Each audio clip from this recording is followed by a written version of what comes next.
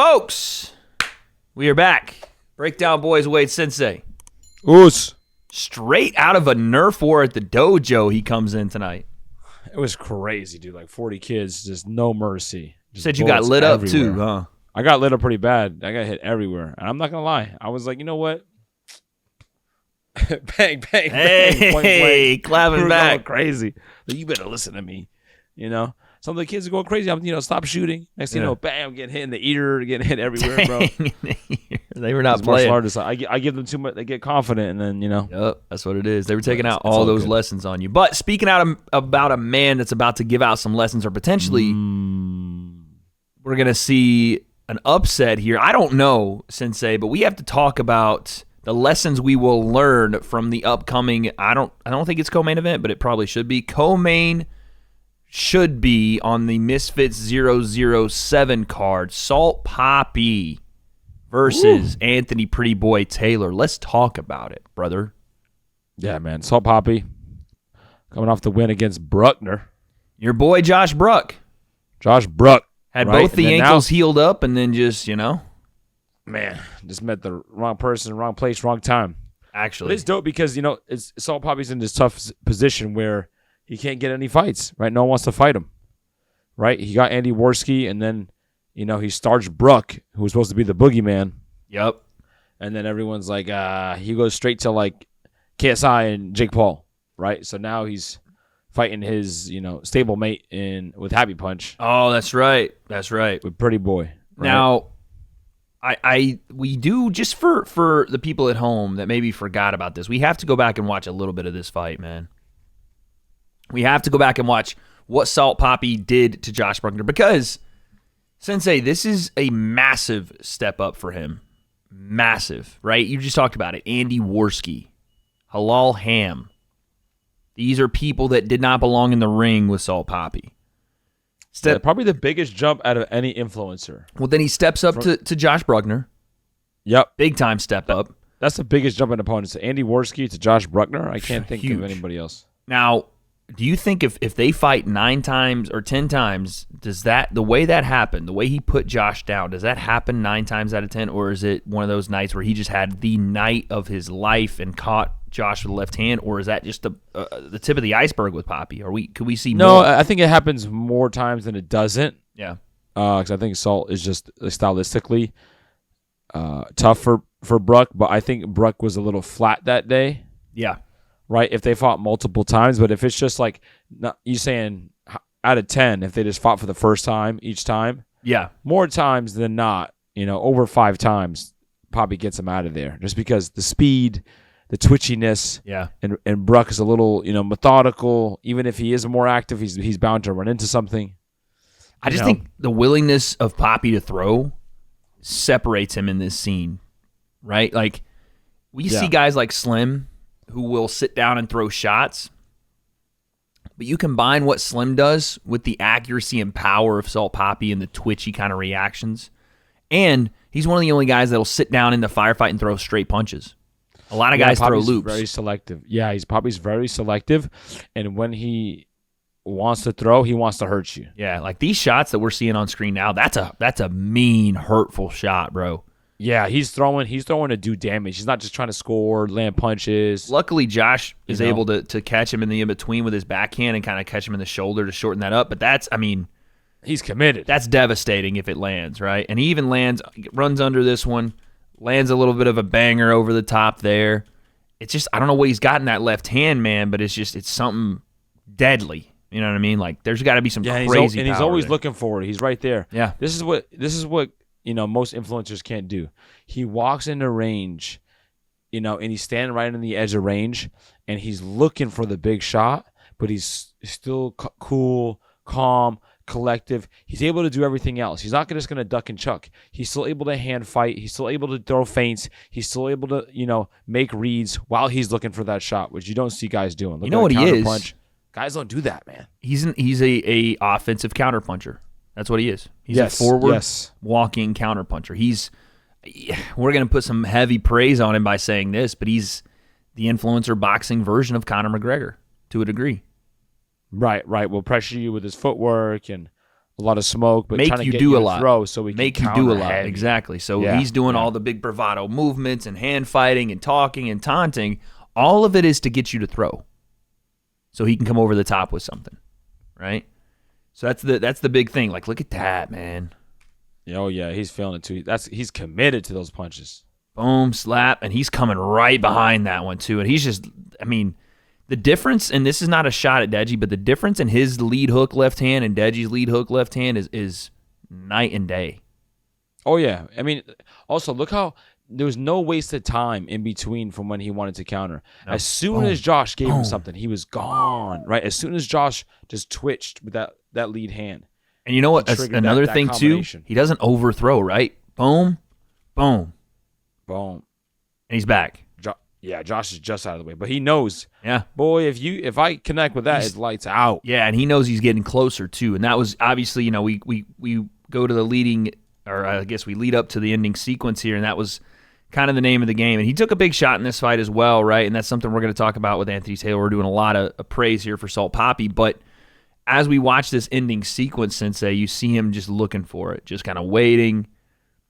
Parrying out. He's drawing the jab. Right, just draw. Come on, what you got? And Josh just doesn't want to commit. He knows. Josh knows what's a trap is being set. He knows. How many times did he see this combination in this fight? Right, he saw that. Josh threw that out so many times. That 1-2-1. The problem is Josh is not even throwing punches. Those aren't even punches. No. You know, Salt is just trying to hand fight and kind of as a feeler. He's not throwing a punch. No. But Bruckner's like throwing the mechanic of a punch with no intention behind it. It was his feeler. It was his way of going, I don't want to commit to this. But look, I don't want to get in there. Feet are touching. Look at right here. The feet are touching. I know. You can't be doing feelers like that, bro, against the dude who got bombs in his both hands. He's got bombs, buddy, and he sees it just one more time. Oh, yeah. My Lord. Snapped on him. That's crazy. And he threw it going away. The power, like, just catching him, going away from it. Boom. Fucking massive shot. He said, I told you. I don't know who he was talking to. I think it might have been us over at commentary, but man, what a shot. And that was it. Josh was not getting up from that one. That's wild. That's the best version of Salt Papi that we've seen because it was against the best version of opponent. Now we have to talk about the man he will be fighting, Anthony Pretty Boy Taylor. Sensei, your thoughts on this fight being made, one, and what the level of fighter Anthony Taylor is. Yeah, I mean, it was the only fight to be made, clearly. That's why they made it. But Pretty Boy's he's in a weird category, right? Because we know he can fight. Yeah. He's fought Tommy Fury, went the distance Ashley with Tommy. Raksu, went the distance with Tommy, right? Snapped on Ashley in the first 3 seconds. Yep. Went the distance with Ryan Taylor, who swarms. What happened there? Beat with a jab in 2 seconds. Yeah, shimmied on, bink. Literally. You know what I'm saying? Yeah. So beat up Jack Fincham in Dubai. Yeah. Beat him up. And then had that weird sparring match on the Showstar. Had the crazy sparring match. Got beat by Idris Virgo, but by the way, did give us one of the most memorable face-to-faces in a weigh-in I think we've ever seen. Sensei, can you turn your attention to the screen, please? We're going to be betting our bet. I'm going to bet our purse. I'm going to bet our purse. I'm about to reach in his back. So bet our purse. Bet our purse, yeah? I'm about to reach in his backpack. Hey, every time I close my eyes. Talk to him. I wake up feeling so horny. I can't get you out of my mind. Uh-huh. Because Idris is all I need. Look at Todd Grisham. That's so uncomfortable. Yeah, that's. Hey, Pretty Boy can sing a little bit. No, he can. Man said every time I close my eyes. Did he say I get so horny? Is that what he said? Yes, he did. Listen, man, I don't know if I would have been more you know what I mean. I was the guy at the weigh-ins. You know what I mean for Kingpin. Can you just imagine? And that got pretty awkward for me. This would have been 10 times more awkward. Can you imagine trying to separate dudes and he's like, "You get me so horny."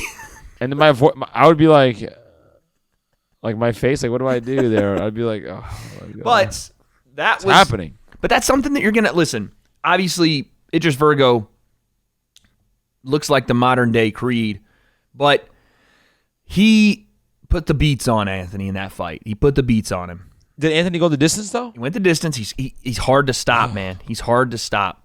But I was going to say, this is something that Salt Papi hasn't had to deal with, not only in the ring, but outside of it. Who has had the balls to really mess with Salt Papi outside of the ring, right? Yeah, you talk your stuff, but Anthony's going to do stuff like this. No. Yeah, way different. Anthony's next level, bro. He's going to hop up like Tom Zanetti did in the open workout, try to spar with him. He's going to probably shoot a single leg on him. Like, he's going to do all types of crazy stuff, and then you have to get to the fight where he is, regardless of what you want to say about him, he's almost impossible to stop. Yeah. You know? Now, let's talk about, Has granted, he been stopped? He's been stopped, I think, in MMA, but I think that's a good question. I don't know, actually. In boxing thus far? I don't think so. Obviously not a very long boxing career, but what I wanted to ask you was, how does Salt Papi deal with that? How does he deal with, okay, loss, unanimous majority decision, unanimous rear naked choke, loss, TKO strikes, rear naked. Yeah, so he doesn't lose by knockout really ever. So no one's put him out. Like TKO strikes, sure, maybe that was, okay. Right. But once that's happened. Outside of that, he's losing a lot of decisions. Yeah, man, it just depends on the pretty boy that shows up, because we know Salt Papi is very patient. At times looks like he's too patient. And with a guy like with that MMA style who's very good at it, using it in the boxing ring like he did with Tommy Fury to kind of make it really ugly, a lot of clinch work, a lot of dirty boxing. Does he just force Salt Papi to, clinch the entire time and hand fight a lot and dirty box? And how does that affect Salt Papi's gas tank? I don't know how long the fight is. Well, listen, there's something else we have to talk about is Anthony Taylor cracks, dude. He hits hard. He dropped Raksu in the first 3 seconds. He's dropped other guys. He's knocked fools out cold. Damn near put Dylan Dennis on skates in a street fight. I was going to say, he popped Dylan, dude.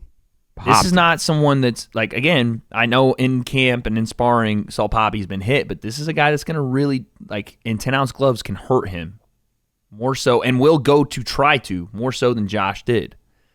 My concern, if you're Salt Papi, is what do you do with a guy that doesn't, unless you can phase him with your left hand, what do you really do? By the way, phase. What can you really do to him? Because I see Anthony Taylor trying to eat up space. I don't see him playing the range game and trying to he's going to eat up space. And if that when space when Papi misses, that's what I'm saying. Whoop, right there. And he's tailor-made to fight inside. Tailor-made for it. I see what you did there. Bars. So, tailor-made, Taylor-Wade, bars. But Anthony Taylor-Wade.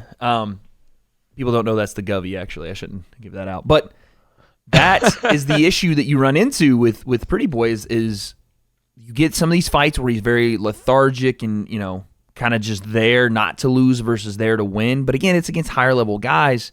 With a guy like Salt Papi, Pretty Boy's going to put him in places in positions, that he hasn't been in. Okay? In the boxing ring. Sorry, I was still pausing there. Sorry. Okay. But pause. Yeah, no, so that's what's going to happen. And again, let's not forget, yes, he went the distance with Ryan Taylor, but this is the guy you're going to get. He's not going to stop. Front foot the entire time, trying to go, and he always talks about it now, my Mike Tyson style, my peekaboo style. He's not the most technical puncher ever, but he just doesn't stop. You do worry about stuff like this, though, right? Where the way Papi will crack. The way he enters range here, that's a left hand, buddy. Boom. Yay.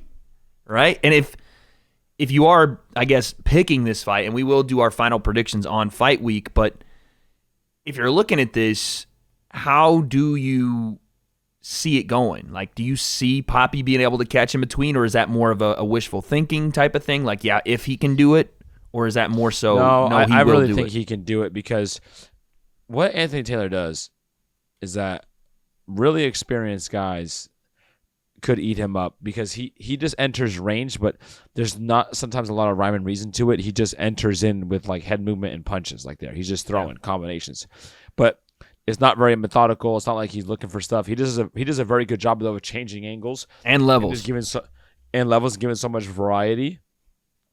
But dudes who see that coming and can time with hard shots, he's going to be running into stuff. But most people here, just if they end up on the back foot trying to jab away and trying to create space and get comfortable, See, that's the thing about Jack. Jack is not a bad boxer. Good amateur career. It's just Papi is so naturally gifted, and for what he does, the stylistic matchup is tough. He doesn't want to be in there a long time. No, he's going to put you He's down. like, you know what? If you step in a range and you make a mistake, I think this is what a lot of pretty boy does. Puts his head on the forehead, and I worry about this. Yeah, right? this could spell trouble for Saul Papi. 100%. A lot. Papi will just be there. He'll fall in love with the ropes Yep. and cover up, Yep. try to get slick on him. But then again, because I think he knows that when he gets back into space, Papi's going to put his feet down. Yeah. And if Anthony comes in there and I think what Papi has to do is make sure that he doesn't waste opportunity. Right. When Pretty Boy gives him opportunity, throw those power punches. You got to be there's got high risk, high reward type deal there. Yeah. Because Anthony's gonna be available. He's gonna come in and he just decided big one. But then again, you got him waiting. Right, Papi right here. Papi's looking in that situation is looking to throw. Yeah, he's throwing hands. You know what I'm saying? Yeah, he's throwing in those on throw punches. too. It's not you throw, I throw. He's throwing as soon as you go. Like he's going. No, yeah, because he walks into range. If he's out, he's out. Yeah, but if he's not going to sit back and wait. He's waiting for a response so he can trigger. He's just waiting. So as soon as you come forward, boom, boom. And based off what I've seen, I like Papi in the trades. In the 50-50s, yes, I like Papi. What I worry is it's just quicker and straighter to the 100%, 100%. Where Anthony is also shorter and loves to throw over. It's like two disadvantages in one. What I worry is if Anthony takes the shot, the first initial one, right, and it doesn't phase him or he just walks right into range.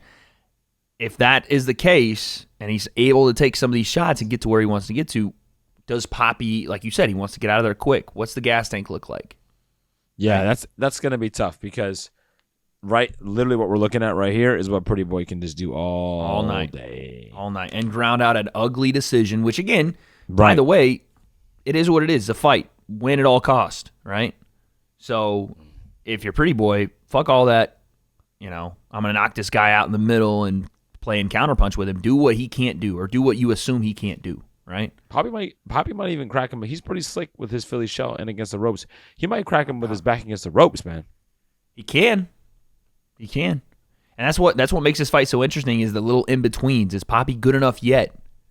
Because we know he's good, man, and he's got a natural feel for this sport. But is he good enough yet to throw punches downward too? That's another thing where Anthony Taylor's very, very good is kind of just because he's a lot shorter than guys and he's able to even change levels further. And you're throwing right hands to nothing. And you're like, I can't find this guy's head, I can't find him. And so you end up throwing, and he's under those punches, and then all of a sudden he's inside, right?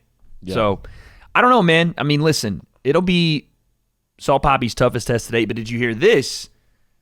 Anthony Taylor has come out and said he has been told, I don't know how he would know this, or it's just one of those things I think that they're telling guys over there, that he is going to get the winner of the Kingpin tournament should he beat Salt Papi.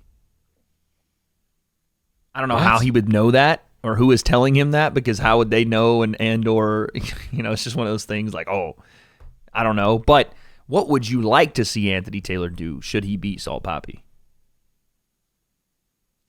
Man, that's a kid. I mean, that should be a big fight. You don't have to abbreviate it, because I was thinking the same thing. Maybe not on Anthony's side, because what does it do for KSI really? Like, if we're gonna be honest, I love Pretty Boy, I love Anthony Taylor, and I want him to get big fights, but that fight doesn't do anything. It doesn't. I know. It does a lot for Anthony, right? It's a massive fight for him. Fair play, and he should. You know what he should do, honestly? If he beats Papi, then he fights Floyd. That's a good one. Give me that, because Floyd doesn't give a fuck at this point who it is. That would be the best natural move for him progression, because, and they've already had some Yes. interaction. correct, because he's not going to fight Jake. Yeah, He's not fighting JJ. yeah. Is he going to fight Logan Paul? Apparently, that fight already happened. What? What fight? Logan and Pretty Boy had sparred a couple times, and Pretty Boy said Logan dropped him. Well, all right. Guess we got our answer there, But- brother. Brother, What the heck? brother.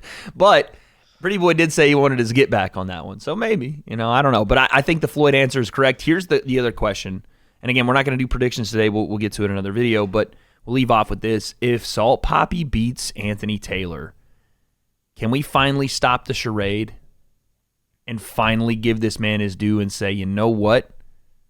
I know KSI wants the Tommy Fury fight. I know he obviously wants the Jake fight, but it's clear. Salt Papi, KSI in the Philippines. It's clear. Yeah, that would be huge. It's massive, bro. Salt Papi, Whindersson Nunes in Brazil. If he didn't get the KSI fight, why not? Maybe Manny Why not? Pacquiao.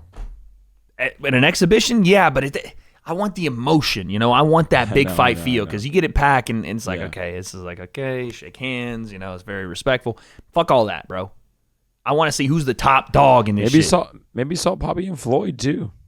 Again, though, doesn't really interest me, because what if Salt Papi lands one, but give me a competitive fight. Give me best in the scene. Yeah. It should be KSI. There's just so much KSI has to do. He has to. Well, not so much. There's got to be Jake, because Jake is the one, and obviously he's got to beat Joe. We got to talk about that.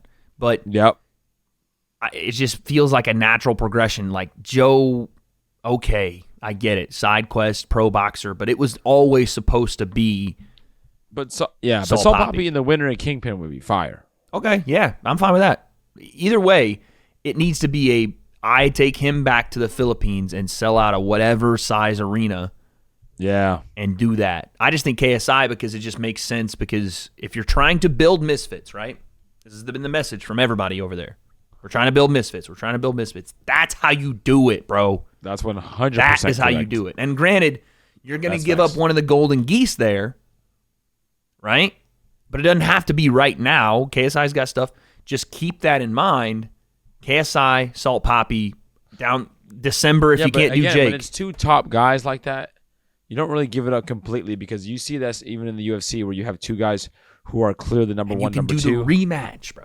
Right, you can rematch it because they're clear number one, number two. So even if they lose, they're losing to another top guy. So it's a risk if you lose to somebody who's not a top guy. Yeah. Right. That's where the risk is, really. Yeah. If you lose to if Salt Papi were to turn around and fight somebody else. Hey, not a big how about this? Granted, like you said, winner of the Kingpin tournament. How about this? If Kenny goes all the way with it, brother, there's already some history there. Yeah, because you got Kenny. No, honestly, the winner, because it could be Kenny. Could be Gibb, Whindersson, Jarvis. Whinderson's the biggest fight for sure. But any of the other three names are massive as well. And especially when they win it, though. You got to, in the context of them winning, they have to win it, obviously, yes. But that also, and I know I said, Salt Papi, KSI, that's the one I want personally, but it does give you that aura of Salt Papi being that meme of the Grim Reaper knocking down every door and close, you know what I'm saying, on his way to KSI. 100%. So it's like, okay, I beat Anthony Taylor. Maybe they put Slim in front of him. Okay, I beat Slim. Then maybe you give me the Kingpin. I'm not saying he's just beating all these guys, but that's the progression. Give me the Kingpin tournament winner, beats them. Then he's undeniable. Oh, it's undeniable superstar. Then you do it in the Philippines, bro. Sells out. Crazy numbers. But listen, we're all talking fantasy BS right now, Sensei, because what he has to do first is get through the pretty boy every time he closes his eyes. I get so horny. Okay, so that's where I'm out. Bro, I was just sorry. I was looking at your nice coiffed beard. Manscaped's not a sponsor today, but don't you wish they were? Ladies and gentlemen, that is our video.